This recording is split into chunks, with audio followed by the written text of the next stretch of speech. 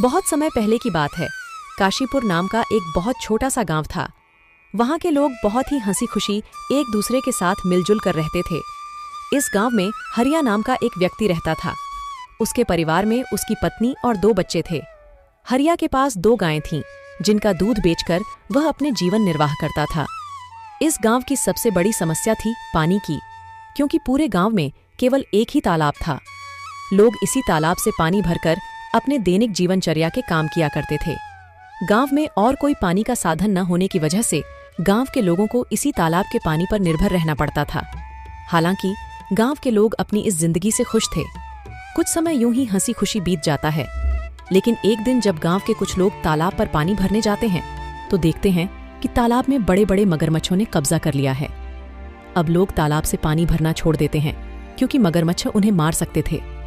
थोड़े दिन बाद कुछ लोगों ने हिम्मत करके उस तालाब से पानी लाने की कोशिश की, मगर तालाब के मगरमच्छ उन्हें भी मारकर खा गए। इस घटना से पूरे गांव में भय और हड़कंप मच गया। अरे देखो भाई लोग, तालाब के इन बड़े बड़े मगरमच्छों ने हमारे गांव के 2 लोगों को मार दिया। अगर ऐसा ही चलता रहा तो धीरे धीरे ये पूरा गांव खत्म हो जाए। हाँ भाई रामू, अगर हम इन मगरमच्छ के निवाले नहीं भी बने तो भी बूंद बूंद पानी को तरस तरस कर मर जाएंगे। हाँ भाई लोग, ये तो बहुत बड़ी समस्या हो गई है। अगर हम तालाब के पास भी जाएंगे तो ये मगरमच्छ हमें मार डालेंगे। लेकिन बिना पानी के हमारा गुजारा कैसे होगा? हमें कुछ करना पड़ेगा। तुम सही कह रहे हो चंदन, हमें तुरंत पंचायत बुलानी चाहिए और सरपंच जी को बताना चाहिए। हाँ चलो सरपंच जी के पास चलते हैं, अब वही कुछ कर सकते हैं। गांव के लोग मिलकर पंचायत में सरपंच जी के पास जाते हैं और अपनी समस्या बताते हैं। हाँ सरपंच जी, मगरमच्छ बहुत खतरनाक होते हैं। अगर हम तालाब के पास गए तो हमारी जान को खतरा हो सकता है। हाँ सरपंच जी, हरिया सही कह रहा है। हमने देखा कि कुछ लोग पानी भरने गए थे और मगरमच्छों ने उन पर हमला कर दिया। हाँ भाइयों, यह समस्या सच में गंभीर है, लेकिन हमें इसका कोई समाधान निकालना होगा। एक व्यक्ति है जो हमें इस समस्या से निकलने के लिए कोई बेहतर सुझाव दे सकता है। वह है मुखिया हरिलाल। हमें इस बारे में हरिलाल से बात करनी चाहिए। वह गांव के सबसे अक्लमंद इंसान हैं। वह इस समस्या का कोई ना कोई हल निकाल ही लेंगे। राजू और बिरजू, तुम दोनों मुखिया के घर जाओ और उनसे कहो कि सरपंच जी ने उन्हें तुरंत याद किया है। दोनों सेवक मुखिया के घर जाते हैं और मुखिया को ले आते हैं। सरपंच जी, कहिए, आपने हमें कैसे याद किया? हरिलाल, हमारे गांव के तालाब पर मगरमच्छों ने कब्जा कर लिया है और लोगों को पानी के लिए बहुत समस्या हो रही है। अब तुम उनकी समस्या का कोई समाधान निकालो। मुझे तो कुछ समझ ही नहीं आ रहा, आखिर उन मगरमच्छों से कैसे छुटकारा पाया जाए। मुखिया गहरी सोच में पड़ जाता है और फिर उसको एक उपाय सोचता है और वह सरपंच जी से कहता है। सरपंच जी, मगरमच्छों से लड़ना आसान नहीं है। हमें एक दूसरा तालाब बनाना होगा। यह काम आसान नहीं होगा, लेकिन अगर हम सब मिलकर मेहनत करेंगे तो नया तालाब जल्दी ही बन जाएगा। मुखिया जी, आप बिल्कुल सही कह रहे हैं। हम सब मिलकर मेहनत करेंगे और नया तालाब बनाएंगे। हाँ, हमें मिलकर काम करना होगा। इस समस्या का यही समाधान है। चलो फिर कल से ही हम नया तालाब खोदने का काम शुरू करते हैं। सभी गांव वाले मिलकर काम करेंगे और पानी की समस्या से जल्द ही निजात पाएंगे। गांव वाले मुखिया जी के सुझाव से सहमत होते हैं और अगले दिन से ही तालाब खोदने का काम शुरू कर देते हैं।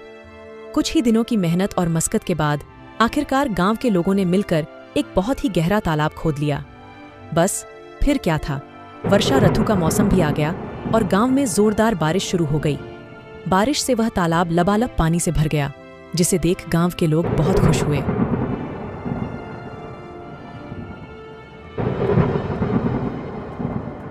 अरे हरिया, यह देखो, हमारा तालाब कैसे पानी से भर गया है। अब हमें पानी के लिए उस मगरमच्छ वाले तालाब में जाने की जरूरत नहीं पड़ेगी। हम यही पास ही के तालाब से पानी भर लिया करेंगे। हाँ काका, आज मैं बहुत खुश हूँ। आखिरकार हमारे गांव को इस पानी की समस्या से निजात मिल ही गया।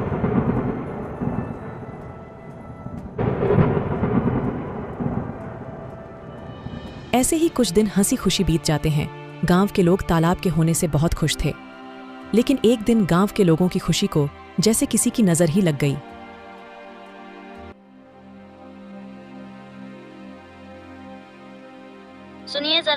तालाब से मटकी भरकर ले आना। घर में पानी खत्म हो गया है। और हाँ, थोड़ा जल्दी आना। वहाँ गांव वाले लोगों से बातें करने मत बैठ जाना जब तक मैं आपके लिए गाय का दूध निकाल देती हूँ। ठीक है राधा, लाओ 2 मटकी मुझे, मैं अभी पानी भर लाता हूँ। जब हरिया मटकी लेकर तालाब के पास पहुंचा तो उसने देखा वहां पर मुखिया हरिलाल खड़ा है और वह गांव वालों से पैसे ले रहा है। हरिया ने एक व्यक्ति को रोककर पूछा, भैया क्या बात है, ये मुखिया जी किस चीज के पैसे ले रहे हैं? अरे भाई हरिया, क्या बताऊं अब तुम्हें। अब यह मुखिया जी हमसे इस पानी के पैसे ले रहे हैं। इनका कहना है कि जिसे भी इस तालाब से पानी भरना है उसको पैसे देने होंगे, और जो पैसे नहीं देगा उसे तालाब से पानी नहीं भरने दिया जाएगा। भगवान जाने अब इस गांव में क्या कहर आने वाला है। हरिया पानी भरने के लिए तालाब के पास खड़ा हो जाता है। जैसे ही वह तालाब से पानी भरने जाता है, मुखिया उसे रोकते हुए कहता है, हरिया, तुम क्या कर रहे हो? तुम्हें पता नहीं है कि यहाँ से पानी भरने के लिए पैसे देने होंगे? लेकिन यह तो गांव का तालाब है, यहाँ पानी भरने के लिए पैसे क्यों देने पड़ेंगे? यह नियम अब बदल गया है। यहाँ से पानी भरने के लिए हर किसी को पैसे देने होंगे। ये तो सरासर अन्याय है। ये तालाब सबके लिए है, हमने मिलकर इसे खुदा है। तुम पैसे कैसे मांग सकते हो? मुझे कानून मत सिखाओ, यह मेरा आदेश है, और जो इसे नहीं मानेगा उसे तालाब से पानी नहीं मिलेगा। यह बिल्कुल गलत है। मैं इस बात को जमींदार साहब के पास ले जाऊंगा। तुम्हें इसका जवाब देना होगा। जाओ जाओ, जमींदार साहब के पास जाओ। लेकिन तुमने इस बारे में जमींदार के सामने अपना मुंह भी खोला तो तुम्हें और तुम्हारे परिवार को इसके गंभीर परिणाम भुगतने पड़ सकते हैं। मेरी शिकायत करने से पहले एक बार अपने परिवार के बारे में भी सोच लेना। हरिलाल से पंगा लेना तुम्हारे परिवार पर भारी पड़ सकता है। ठीक है, मैं पैसे दे दूंगा, लेकिन याद रखना यह अन्याय ज्यादा दिनों तक नहीं चलेगा। हरिया मजबूरी में पैसे देकर पानी भरता है और वहां से चला जाता है। राधा, जो हम सब गांव वालों ने मिलकर तालाब खोदा था, मुखिया जी ने अब उस पानी भरने पर रोक लगा दी है। मुखिया ने कहा है कि अगर पानी चाहिए तो तुम्हें इस पानी की कीमत चुकानी होगी। ये मुखिया अपने आप को समझता क्या है? देख लेना, एक दिन इसके पापों का अंत जरूर होगा। हम गरीबों की इसे एक दिन हाय जरूर लगेगी। इतनी गर्मी में गरीबों से पानी के पैसे लेता है। देख लेना, एक दिन ये मुखिया बूंद बूंद पानी को तरसेगा। नहीं राधा, ऐसा मत कहो। कोई हमारे साथ बुरा करता है, इसका मतलब ये तो नहीं कि हम भी उसके साथ बुरा ही करें। ऊपर वाला सब देख रहा है, सबको सबकी कर्मों की सजा जरूर मिलती है। मुखिया को भी उसकी किए की सजा एक न एक दिन जरूर मिलेगी। एक दिन गांव में एक नया व्यक्ति आता है और तालाब के पास पानी पीने की कोशिश करता है। ये तालाब तो काफी बड़ा है, यहाँ से पानी पी लेता हूँ, प्यास बहुत लगी है। ऐ, तुम कौन हो? नमस्ते, मैं एक यात्री हूँ और बहुत प्यासा हूँ। बस थोड़ा पानी पीने के लिए रुका हूँ। यहाँ पानी पीने के लिए रुक गए? यहाँ पानी पीने के लिए पैसे देने होंगे। पैसे? लेकिन पानी पर तो सभी का हक है। ये तो सरकारी तालाब है, पानी के लिए पैसे क्यों देने पड़ेंगे? ये सरकारी तालाब नहीं, ये हमारा तालाब है। यहाँ पानी पीना है तो पैसे देने होंगे, नहीं तो चलते बनो। मुझे कानून मत सिखाओ, ये मेरा इलाका है और यहाँ मेरे नियम चलते हैं। अगर तुम्हें पानी पीना है तो पैसे दो, वरना चलते बनो। वह व्यक्ति बिना पानी पिए वहां से चला जाता है और सीधे जमींदार साहब के घर पहुंचता है। जमींदार साहब के घर के बाहर मुखिया के 2 आदमी खड़े थे। वह व्यक्ति से पूछते हैं, कौन हो तुम? तुम तो इस गांव के नहीं लगते। तुम यहाँ किस काम से आए हो? मैं जमींदार साहब से मिलने आया हूँ, उन्होंने ही मुझे बुलाया है। मेरा नाम मोहन है, मैं इस गांव का नया कलेक्टर हूँ। यह सुनकर वह दोनों आदमी उस व्यक्ति को अंदर जाने देते हैं। नमस्ते जमींदार जी, मैं इस जिले का नया कलेक्टर हूँ। मेरा नाम मोहन है। नमस्ते कलेक्टर साहब, आइए बैठिए। मुझे बताइए आप यहाँ कैसे आए? जमींदार साहब, मैं यहाँ एक गंभीर समस्या के बारे में बात करने आया हूँ। मैं गांव के तालाब पर गया था और प्यास लगने पर पानी पीने की कोशिश की, लेकिन मुझे पानी पीने से मना कर दिया गया और पानी पीने के लिए पैसे मांगे गए। क्या ऐसा किसने किया?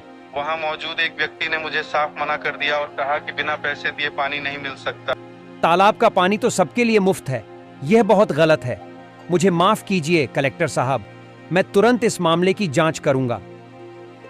जमींदार साहब गुस्से में बाहर खड़े मुखिया के दोनों आदमी को अंदर बुलाते हैं। हमारे गांव में यह क्या चल रहा है? तुमने मुझे इसकी खबर क्यों नहीं दी? मैंने तुम दोनों को किस लिए काम के लिए रखा है? अब तुम सीधे सीधे यह बताओ कि यह जो कलेक्टर कह रहे हैं वह क्या सच है? कलेक्टर साहब का कहना है कि हमारे गांव के तालाब पर गांव के लोगों से पानी के पैसे लिए जा रहे हैं। सच सच बताओ मुझे। जमींदार की फटकार से वह दोनों आदमी सब उगल देते हैं। जी जमींदार साहब, वह मुखिया हरिलाल हैं जो गांव वालों से पानी भरने के पैसे ले रहे हैं। हमने उन्हें बहुत समझाने की कोशिश करी लेकिन वह नहीं माने। उस मुखिया हरिलाल की इतनी हिम्मत, उसने मेरे पीठ पीछे गांव वालों के साथ ऐसा व्यवहार किया। जाओ, मुखिया को अभी बुलाकर लाओ, और हां, साथ में सारे गांव वालों को भी एकत्रित करके यहां लाओ। थोड़ी देर में मुखिया के साथ ही सारे गांव वाले भी जमींदार साहब के घर पहुंच जाते हैं। गांव वालों, आज मैंने आपको एक जरूरी मुद्दे पर चर्चा करने के लिए बुलाया है। हमें पता चला है कि तालाब के पानी के लिए आपसे पैसे वसूले जा रहे हैं। क्या यह सच है? सरपंच जी, यह सच है। हमें हर बार पानी भरने के लिए पैसे देने पड़ते हैं। हमारे साथ बहुत गलत हो रहा है सरपंच जी। हम पहले से ही मुश्किल में हैं और यह नया नियम हमारे लिए बहुत भारी पड़ रहा है।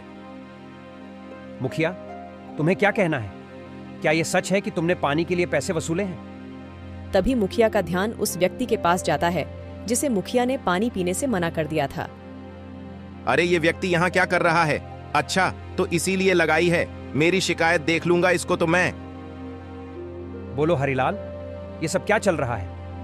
सच का तो मुझे पता चल ही गया है, लेकिन एक बार यह मैं तुम्हारे मुंह से सुनना चाहता हूं। जमींदार साहब, मैंने ये सोचा था कि इससे गांव के विकास के लिए पैसे जमा होंगे, लेकिन अगर ये गलत है तो मुझे माफ कर दीजिए। माफी का समय अब नहीं है। तुमने गांव वालों और हमारे कलेक्टर साहब के साथ गलत किया है। मुखिया, मैं तुम्हें इस पद से तुरंत हटा रहा हूं। तुमने अपने पद का दुरुपयोग किया है। अब गांव वालों को तुमसे कोई परेशानी नहीं होगी। मुझे माफ कर दीजिए जमींदार साहब। माफी मांगने से कुछ नहीं होगा।